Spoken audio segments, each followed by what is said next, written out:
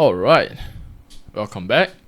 So, today, in this video, what I'll be touching on is something more philosophical, right? Something that I've been thinking about for quite some time, and this is related to happiness, right? So, the thought process of this comes down and lies with why is it that as we age, we tend to feel like life is tougher and people feel unhappy, and people would think in terms of, well, I wish that I was able to go back in time where things are simpler, where there are less responsibilities. And I think this line of thinking, most people are able to understand unless they are in a period or they're at an age where they're still considered young. But I still think that there is always this form of backwards referential thinking, right? So even if hypothetically right now you are 18, 19 or 20, you'll think to yourself, well, I should have done this when I was like 15, 16, right?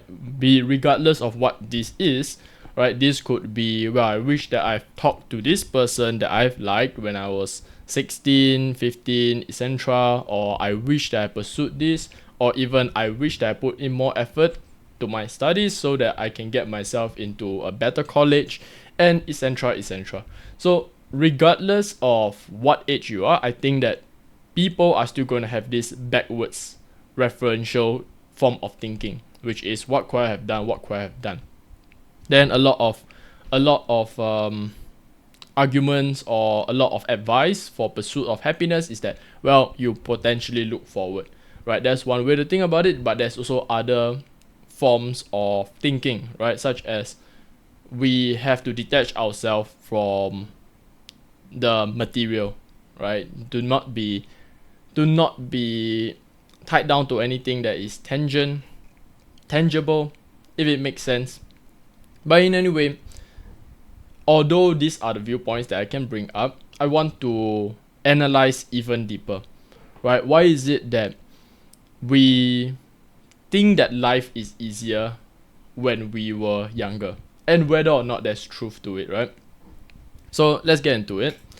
So whenever I start with this line of thinking, or rather when I started with this line of thinking, what is immediately how do I put this? What is immediately noticeable for me is that I have this opposite way of thinking when I was younger. So I think I always have this line of thinking of, okay, well, even though right now I am 18, but I know that I won't be 18 forever, and I know that there's so many older people who tell me that I wish to be 18, and etc. And then as life progressed, then obviously I did develop that kind of thinking, right? Which is like, well, I wish that I was younger again. I'm doing this. But again, to link back to the first point, right, of the backwards referential, I do believe that regardless what age you are right now, right, be it you are in your 20s, 30s, 40s, 50s, 60s, I think that there's always going to be a time where we will probably look back and think that, like, well, if only I was younger. So although right now I'm in my 20s, I'm closing into my 30s, I'll think of it as like, well, I wish that I was younger, right? Maybe I was like maybe 5-6 years younger, then I can do other things. Then I'm pretty sure that there are going to be people who are 70 years old and think that, well, I wish that I was still 50, right? So it actually gives a lot of perspective of how we see the world, because not only do we see it from the perspective of your current perspective, which is, well, life is so much easier back then, there is also an alternative view of, well, there is a future perspective, right? So if let's say right now you are the version of you sitting here in this present time, right, in 2024, then hypothetically there's going to be a version of you far down into the future that is going to wish that he was or she is in the current position that you're in. So that's one thing to actually realize, right? But beyond that, what my brain actually went towards, again, is always seeking things that can be explained through our psychology, right? To my understanding of what thinking and feelings are. Which clues me into, okay, potentially what emotions could cause us to feel that sense of, well, I should have done this, right? Of course, yes, regret, and we can all understand that, like, yeah, obviously it's like I regret not doing this, I regret doing this, etc. Then of course there's also another point of view, which is you shouldn't regret anything that you've done, because the mistakes that you made accumulates towards who you are right now as a person. Then of course, depending on your current life circumstances, it could be a bad thing or a good thing, right? So if let's say you're in really bad life circumstances right now, then you'll think that, well, I wish that I didn't do this, I wish I didn't do this. But again, if we are drawing a timeline, so if let's say we are trying to illustrate this through a graph, then you can say that most people, of course, you can't really decide where you start. So some people obviously is going to start right here, then some people are going to start down here, right? If let's say I were to take the middle ground, let's assume that you start somewhere in the middle, then depending on how life progresses, right, maybe you can go up, maybe you can go down, and etc, right? So just like almost like a stock graph to a certain extent. Then maybe to a certain extent there's some trending upwards one, there are those that's trending upwards, there are those that's trending downwards, and then there are those that is just going through life neutral. And I think that the trap of our psychology, because again, going back to feelings, right, how we perceive the world and what value we attribute towards our environment, so how we actually value where we are in life, whether or not we are doing well, we're not doing well, is always based upon our feelings, right? Because our feelings is the one that arbitrates value. So I think that it's very logical, right? I understand it from a perspective of course, if let's say you encounter here, or you encounter rock bottom, right? Rock bottom so far, if let's say we are looking at the graph and we are drawing this, and this is your 20 years, right? When you're 20 years old, you hit rock bottom because of certain issue, could be family, could be relationship, and because of that, then you'll see it as, well, life is so terrible. But again, because this is not the whole of your life, so definitely there's going to be ups and downs, right? So maybe you'll hit your up somewhere around your 30, 35. So again, what I'm trying to say when it comes down to happiness, right, is that if right now you're not in the best point in your life, just keep in mind that of course, what we'll think is that, well, this is my lowest point and it can only go down from here, right? Which is the Simpsons way of saying it. It's this is the worst day of your life, but this is not the worst day of your life, but this is the worst day of your life so far. So of course, it's possible that maybe hypothetically somewhere in the future you're going to get somewhere even lower, but what I'm trying to say is that life, to a certain extent, is to be experienced, right? So if let's say you hypothetically 80 years of life, you have 80 years of life, then I think what mistakes we tend to make when it comes down to valuing happiness is we are always looking at where we are. And it's logical again, because we are creatures that exist in the present, right? Think in terms of we are not a creature that exists outside of time itself. So how do I actually draw this, right? So think of it as a timeline. Maybe you can think of it as a song, right? A song maybe have 3 minutes, and when you're listening to the music at 1 minute 36 seconds, well, this is the point that you are, right? But hypothetically, we can also look at the music from a broader perspective of through the whole song itself. If you have heard the music before, then you can analyze it in that way. But in order for you to experience music, just like how you're experiencing life, you have to exist in the present.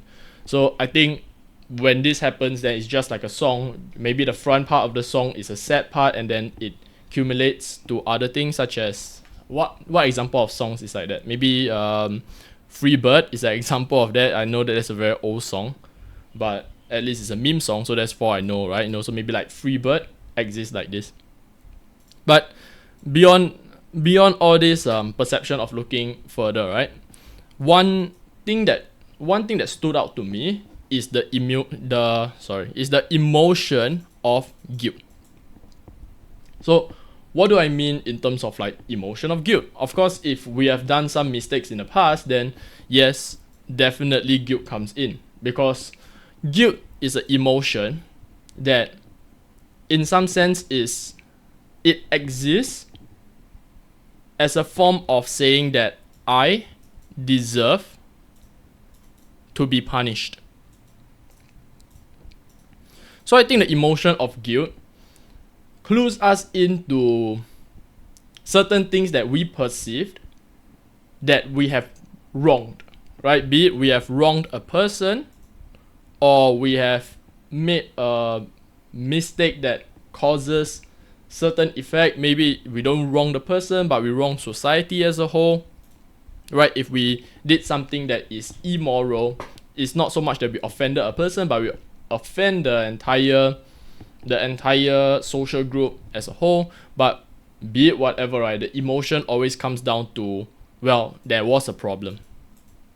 There's an underlying problem, and basically based on this problem, the conclusion is that I screwed up. So again, I think the line of thinking when it comes down to people not being happy at the stage of the life that they are at, if we were to compare against 30 years old, right? 30 years old, of course, most people will start feeling this somewhere around 25, I believe. But let's just compare these three age, right? So you have your 20 years old, your 25 years old, and your 30 years old. I know that this is painful to watch, right? There's no S over here and then there's one O over here, but I don't know. I'm not very organized, right? But let's just analyze these three different points in life. And the reason why I think that this links to the emotion of guilt. Because think in terms of expectation, right? Which I think that expectation is also another aspect of. Let me just spell this first. Let me just borrow some brain power from my mouth. Okay. I think expectations comes from emotion. Because again, we can link this to other aspects that we can understand, such as attraction, or maybe the perception of what is normal, right? To not be creepy. When we interact with somebody, we have an expectation of what is normal.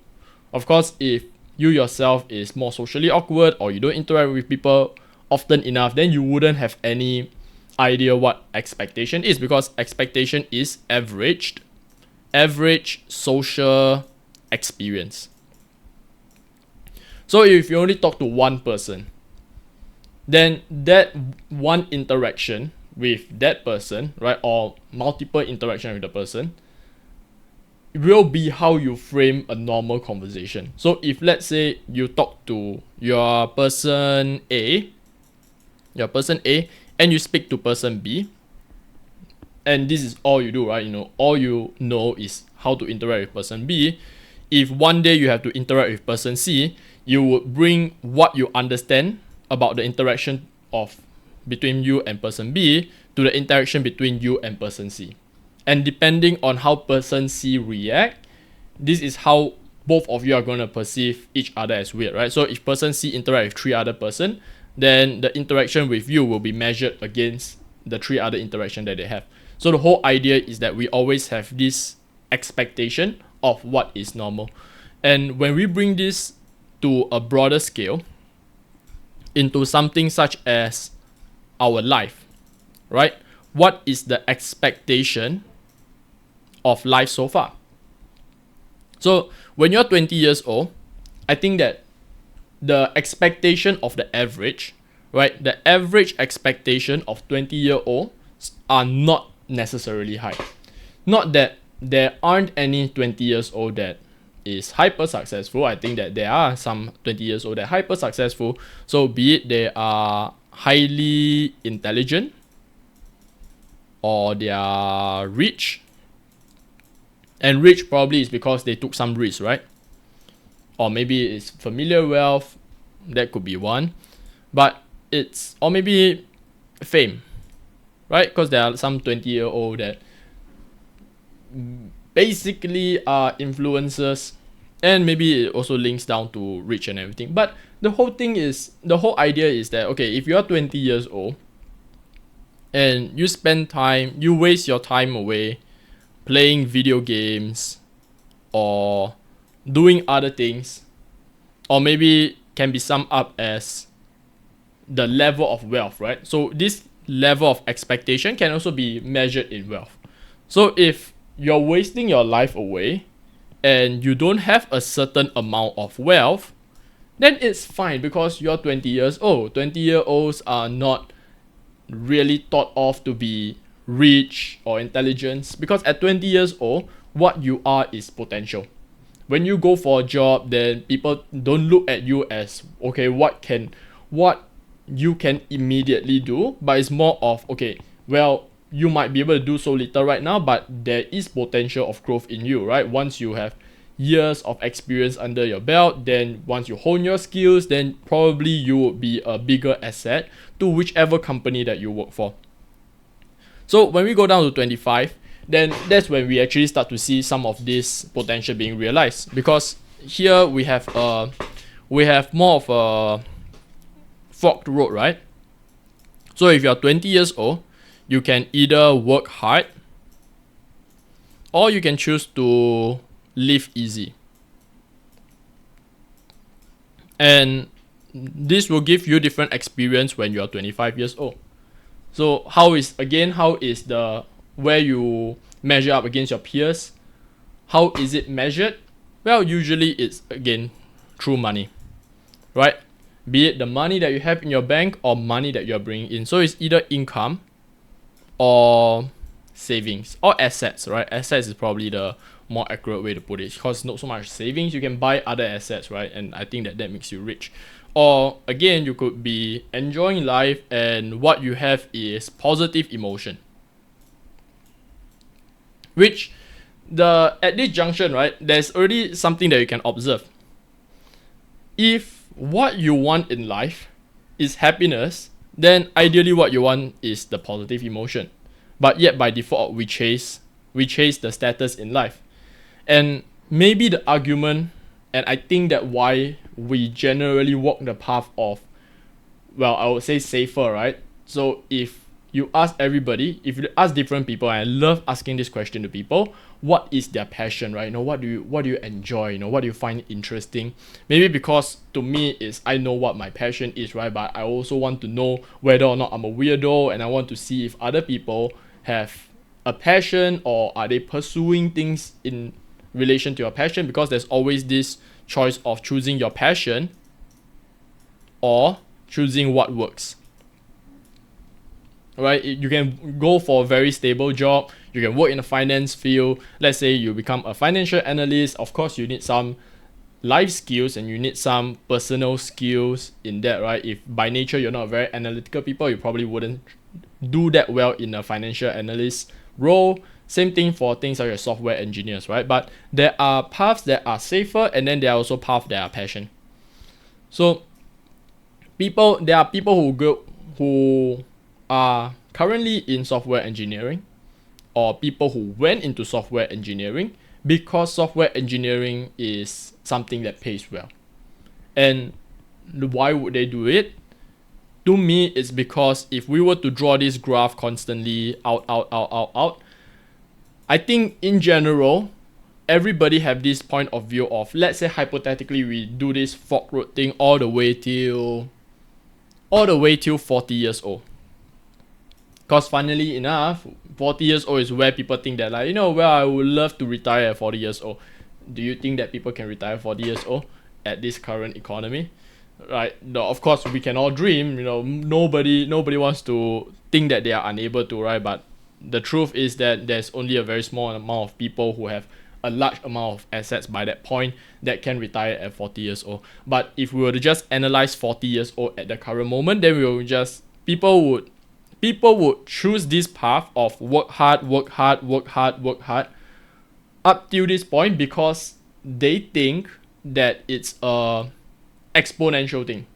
So for example, the happiness that you can buy at 25 years old or maybe at 20 to 25 years old, right? So although you got this positive emotion, they think that this positive emotion at 25 years old, right? Let's 25 years old, positive emotion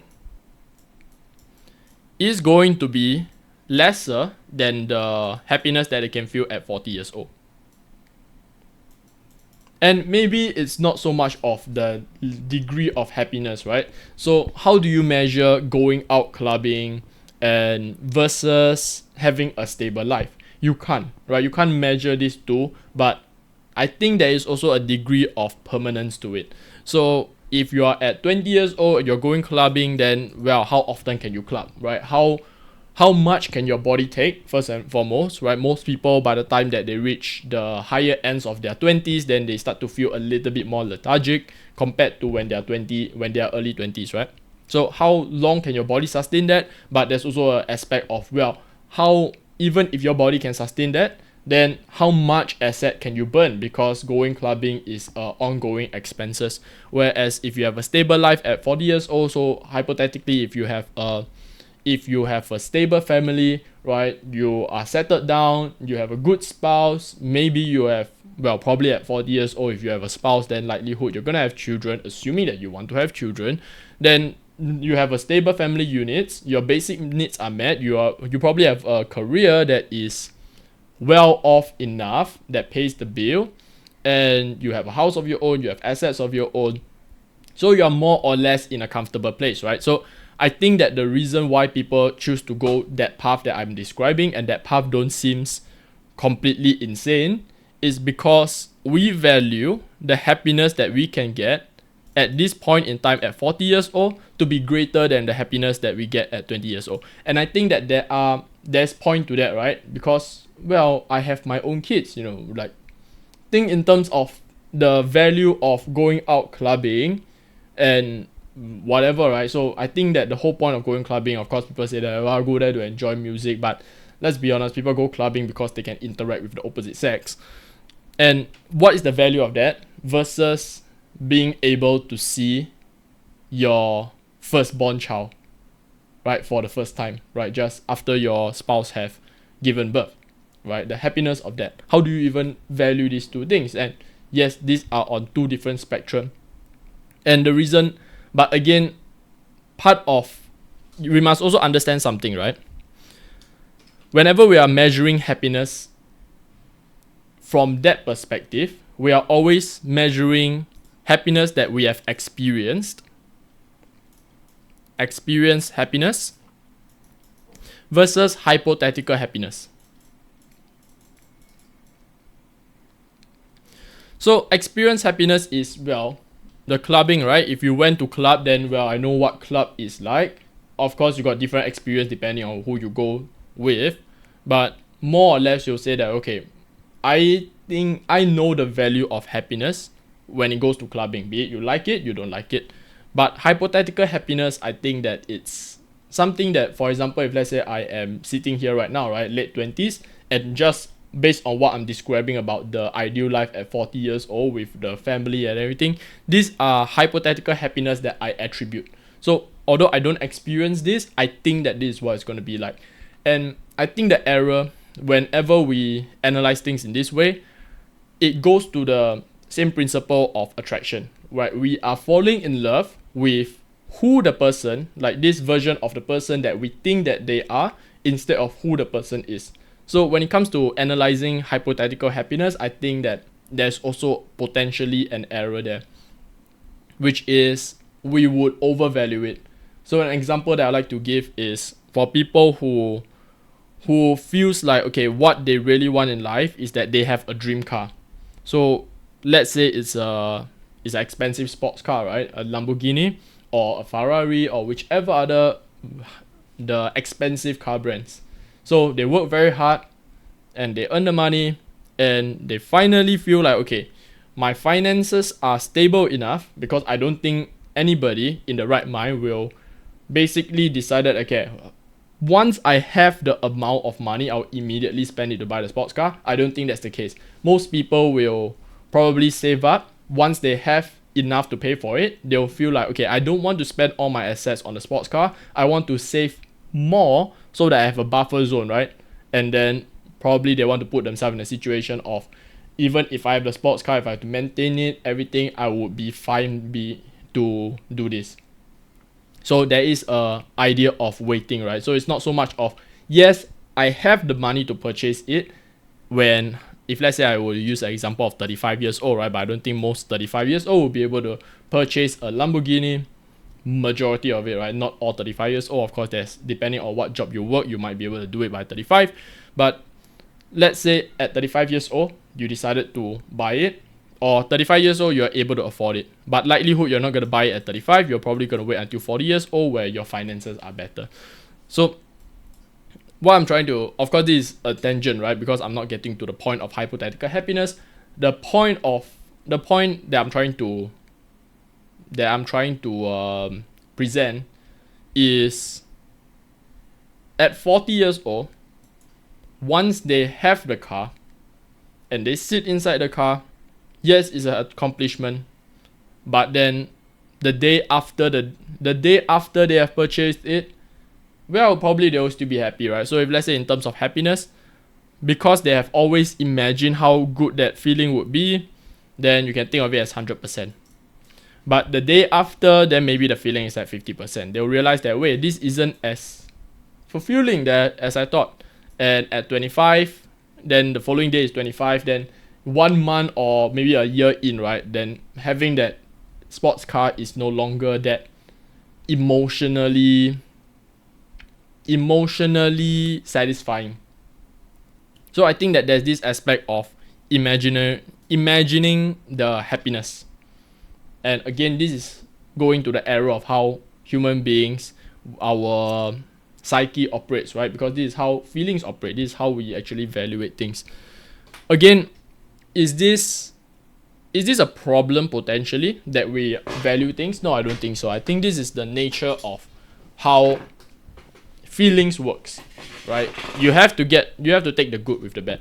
I don't think that there's a way of you valuing things without putting subjective additional valuation to it. So for example, I like blue, right? There is no reasons why I should like blue more than any other colors, but again, blue is my subjective preference, right? So I don't think that there's error is a problem when it comes down to attributing things, right?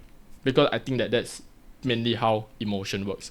But going back to the whole point of guilt, because again, at 20 years old, your expectation is, well, you're not going to go anywhere, right? Your expectation, if we were to put it from a scale from 1 to 100, maybe your expectation is, well, 20. Maybe this is a good way to actually think about it. At 20 years old, you're not expected to have anything. But at 25 years old, then people start to expect that, okay, well, you should have something by now. If you don't have the asset, maybe you have the skill set, or maybe you're in a job where people can see that, okay, you probably will progress. So if at 25 years old, you're just fresh out of uni, depending on which country that you're from, so which country you actually graduate and get out into the workforce, maybe at 25 years old, you just started your job as a software developer. Then maybe your entry salary is not extremely high, but of course, software engineers actually get paid quite a comparatively higher starting salary than other roles, minus sales, of course. But yes, although what you're doing is not my words. Okay, although you're not earning a hyper large amount of money, but because you are in the field of technology, then people see it as the trajectory will probably be something like, oh, at 25 years old, you are here. We expect that by 30 years old, because of how much you earn, then that's probably where you're going to go, right? So if you're approaching 30, then again, now it's a whole different story because the average expectation have now increased, right? At 20 years old, yes, you can be a piece of shit and life goes on, because at 20 years old, most people are pieces of shit. But at 25 years old, then people start to think that, hey, most 25 years old are probably starting to get their bearings in life. And by the time you are 30 years old, right, then people expect that, okay, by 30 years old, you should have something to show for it, right? Your life should have something to show for it. Then it becomes a question of what if by 30 years old, you do not meet the expectation. So again, this goes to expectation. I don't think that this limits to 30 years old. I think that this transcends beyond 30 years old. So you can be at 50 years old and your expectation is probably going to be much higher at 30 years old, at 50 years old, right? People are going to expect you to be two things. One, either you are single but hyper wealthy and you just don't want to settle down, or two, you are with a family, right, and you are living a modest life. Of course, who doesn't want to have a family and be rich, right? Well, if you don't want, you're the type who don't want to settle down. But I think that in general, people who want to settle down with a family would also prefer to be rich. So, but it's this two things, right? Either you are single because you don't have to spend on the family expenses and you are hyper wealthy and you get to do whatever you want with life, or you are the person who is in a family life and probably not that wealthy, right? But hopefully you are happy by that point. So there is this two tension. What if you fall between the gaps? What if you are single and you don't have a lot of money? Then it becomes a problem, right? It becomes a problem similar to when you are 30 years old. But again, if I'm using this as comparison, if let's say right now you're at 30 years old and this is your problem, then the thing is, comparatively, things are not that bad because you are not the 50-year-old with the same problem as you are right now. So that's already one way you can think about it, right? You know, how to be happier. Change your mind about this, right? You know, hey, if I'm a sad 30-year-old right now, at the very least, I'm not a sad 50-year-old. And that, okay, beyond the memes, there is truth to it, right? Your body functions better when you're 30 years old. You probably have less problem outside of people with like genetic physical condition, or maybe some accident happened to you. If that's the case, I'm very sorry to hear that. But generally, your body functions better at 30 years old compared to 50 years old, right? So that's one way to think about happiness already, right? You know, you at this point, you can click off the TED Talk and then be like, hey, I'm going to be happier right now because at least I'm not 50 years old. But beyond that, what I'm trying to get at is that we have an expectation. And at 30 years old, yes, it's a lower measure of the two paths. Right? Some people at 30 years old, they already start their small family already, and they're living modest life. And then there are people at 30 years old who's like grinding out, right? They're like, you know, oh, I must earn this amount of money. I must be 6-digit every single year, constantly over and over again. And these are the branching path. So what about the in-between? What about people who think in terms of like, okay, I want to do something different, or I want to pursue my passion. So if I were to use pursuing the passion as a case study over here, right? Most passions at this point, when you're 30 years old, if you're just pursuing your passion at this point, it's going to feel like crap. Because again, depending on what your passion is, right? If your passion is that, okay, I'm going to build a business. If we use that as an example, the early part of building the business is not going to generate a lot of income. And at some point, you're going to think to yourself, why am I doing this? What's the point of me doing this, right? You know, where I can be doing something stable. Where what we want is that we want to go back to the stable path instead of following our passion. But if you're doing anything related to passion, and sometimes doing things related to passion can feel like that is unproductive. Because if you're productive, what we'll be doing is that we always measure productivity to stability. Of course, if your passion have now bore fruit, so hypothetically, if you're a content creator running a successful company, or not a successful company, right? A successful channel, or maybe like you're a small to medium size, well enough for you to sustain, then working on content creation probably would still feel productive. But if let's say right now you're at the early stage, then any actions doing in terms of content creation, yes, you're trying to build into something that is bigger at the end stage, but it will always feel like, what am I doing? Am I wasting my time? Right? What if this doesn't become stable enough? Then where do I go from here? Of course, life is not a black and white thing. There are mixed strategies. There are people who do this at the side from their main job instead of just jumping in from day one. But even in that case, my personal experience of, or rather what's stopping me from starting a lot earlier than I did, was the whole idea of, if I'm not doing anything that is related to my main job, my day job, then I'm wasting my time. And I think that it's this type of thinking that really does eat away at our happiness, right? Because the closing point that I have when it comes down to this discussion of happiness from the perspective of guilt is that guilt tells us to follow the safe path. And the reason why I say that guilt tells us to follow the safe path is because we're always, what we feel in terms of I should be punished or I should feel like crap, is because I'm not following the safe path.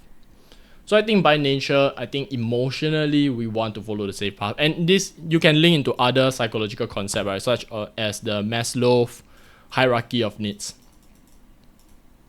So yes, you can link into that part of, we have different needs, and the basic is physiological needs and safety, shelter, etc. Right? So, and self-actualization is actually higher up in the pyramid. Yes, we can link into something as that.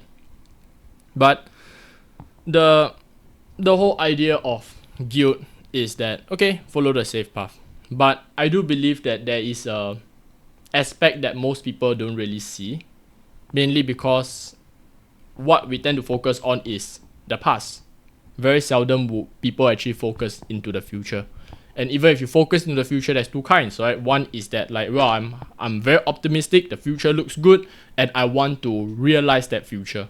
So these are the people who are the entrepreneurs, right? Or they are the creators, they are the visionaries. They're like, okay, there's a perfect world, there is a better world, and I see this better world in my visions, and I'm gonna do what I can do in order to realize that ideal world. So there's this type of looking into the future. Then there's also the other kind of looking into the future, more of from a more analytical perspective, right? A more passive, well, I think the future is gonna be like this. I analyze is probably gonna be like this, etc., etc. What I'm trying to get at is that most people wouldn't be able to see far enough in the future because we are so caught up with the past. And the problem that I see is that when we follow the safe path, I always see this same particular outcome in my head, right? Constantly. If I were to extrapolate what the emotional feeling it would be in, if hypothetically somebody would just take the safe path, right? So going back to our branching way of thinking, right? You're choosing safe, and you keep doing it all the way until you are at some point, right? We can choose any arbitrary number. Let's say at 55 years old. All you are doing is doing what you should instead of following your passion. Then I think that becomes a really, really big problem. Mainly because in a very naive way of thinking, right? This way of thinking right now that I'm going to share, probably I would say it sounds, to me, if I were to analyze it from a third party, I would say it's a very naive way of thinking. But I think that if the issue of happiness is money, it can be fixed. And that is a lot easier to fix if the only issue is money. But there are issues that you can't fix, such as time. Right? Such as, like, well, the life experience. If I only have 80 years to live, and I spend a huge part of it just working, doing things that I dislike, so that I can have a promise of having this part be happy, then at that point, if you are 50 years old and you start to realize that, hey, that deal is really crap, right? Because at 55 years old, I'm not as healthy as I am. Maybe I'm not as attractive as I was. And depending on what you see, what your version of happiness is, right? Be it like be attractive, be desirable, right? And money. Because if you ask people what do they actually want with money, right? I know of a lot of people who say that, well, I want to earn a lot of money. And then if you were to ask them, well, what does money actually mean for you? Most of them will actually look towards, well, it really depends. So I can't really say most of them, right? But I've seen different cases. Some things in terms of stability, which is very sensible. You want a stable life for your family members. Then there's other things such as like, well, I want a materialistic thing, or I want to travel.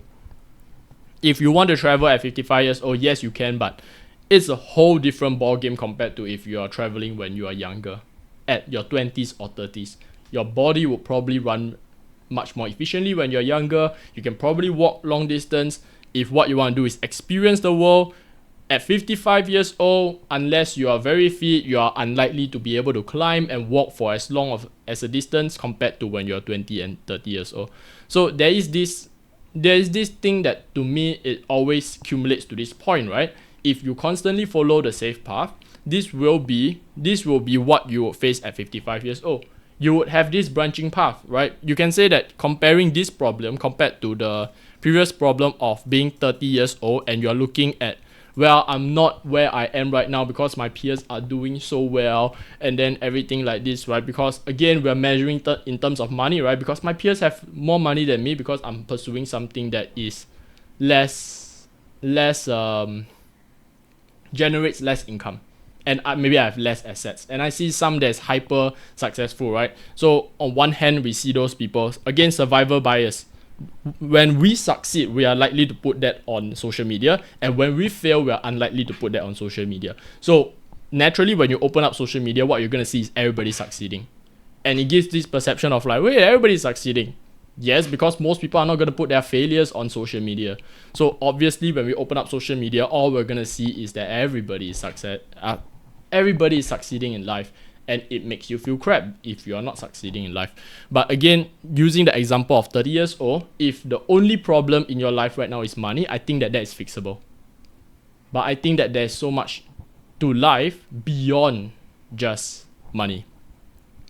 And this problem of when you are 55 years old and you have the money, right? Because you follow the safe path, right? You have your money, you have your asset. You probably, unless you're very lucky, you probably wouldn't have a lot of money. But if you have a lot of money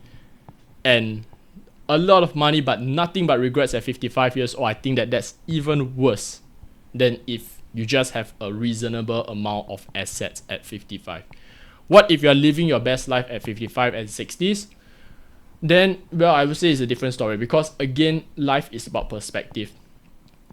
And I do believe that if at 50 years old, you are screwed over because of a divorce, right? Let's say your spouse divorced you for whatever reasons. Maybe it's your fault, maybe it's her fault, or who knows, right? Maybe it's a no-fault divorce, and you lose half your asset.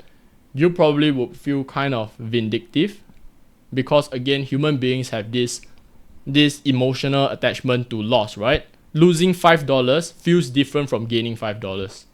So if somebody were to give you $5, you'll be like, whatever. But if somebody comes over and take $5 from you, then you kind of feel like, oh man, I wish I have the $5.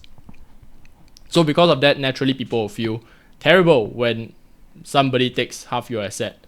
And because of that, you probably want to think in terms of, wow, life is going to be so happy, right? I get to do whatever I want, compared to when I'm tied down to the family, which there's truth to it. But again, if you're 50 years old, I'm probably at some point, right, 65 years old. Again, that's a whole different story, right? Because at 65 years old, you're single, while there are other 65 years old that chosen the path of family, and that's when they start to grow old with their spouse.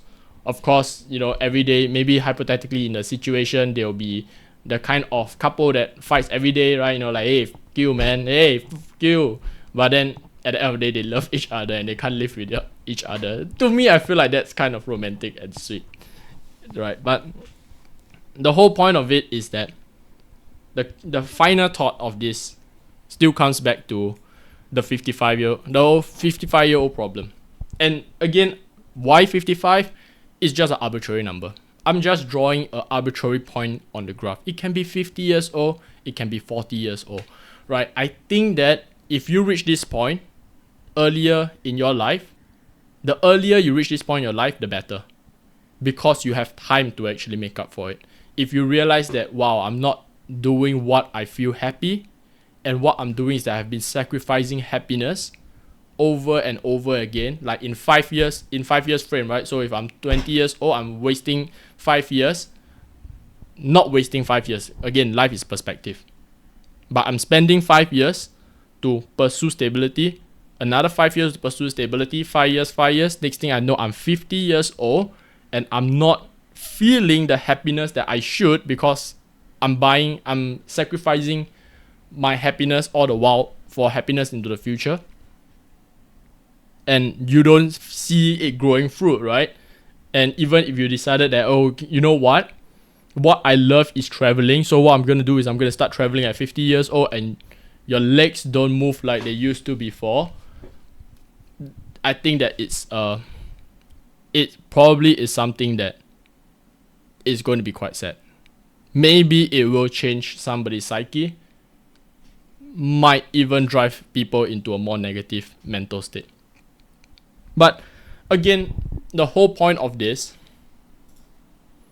it still accumulates to one thing, right? Happiness is arbitrary, it's subjective, it's emotional. We can't quantify happiness as much as we want to. And I think the error that I tend to see when it comes down to the discussion of happiness is very seldom would people measure happiness based on subjective happiness. Of course, most people will be able to understand it from a perspective of, I want to live my life. I don't want to live the life that other people set out for me. Because again, it's the FU factor, right? Is that you tell me to live this life, I'm gonna do everything that I can just to not live this life, because screw you for trying to tell me what to do, how to live my life. But the thing is, we still put so much perspective into, or rather we put so much value in what other people think, because I think that most people are unhappy at the stage of the life that they are at because they are always comparing it with their peers. Is that, well, where are my peers right now? How much are they earning? What assets do they have? How's their relationship?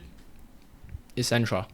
And because of that, maybe that might compromise our own happiness. Because if what we decide is that, well, I want to be comparable to my peers, and you pursue the path that they pursue, you might not like where you reach. Because to me, I feel that the people who should climb the corporate ladders are those people who are hyper competitive. And to those type of people, because of what they value, right? What they value in terms of mental, right? Some people value emotional satisfaction. They value being responsible, social responsibility. Some people value their own emotion. Some people value the truth and analyzing things. And then there are people who value results. If you're not the type of person who value results, climbing the corporate ladder is not going to do anything for you emotionally, because those type of people are not climbing because of what money can buy for them. They are climbing because they just enjoy the climb. And if you climb with them, you can go very high. But if you realize at that point that what you want is something else, then it would feel quite shitty. So it's the whole idea of find your own happiness, right? It's going back to the same adage of find what makes you happy and let it kill you, be it whatever, right? To me, maybe, I'm not so sure about content creation, but I know for sure, right, what I like is psychology, philosophy, and thinking about them and analyzing them, trying to find a different perspective of seeing it and sharing it with the world. So I know that that's what makes me happy. And if you're watching this and you're still trying to find your happiness, I hope that you manage to find yours. I hope that at some point I'll come up with the idea of how we can actually find our happiness, right? If that happens, then I'll be glad to share with the world. But in any case, this is where I'm going to end off the video. I hope you enjoy it. If you have any thoughts, do let me know. If not, I will see you in the next one. Have a good day. See you. Bye-bye.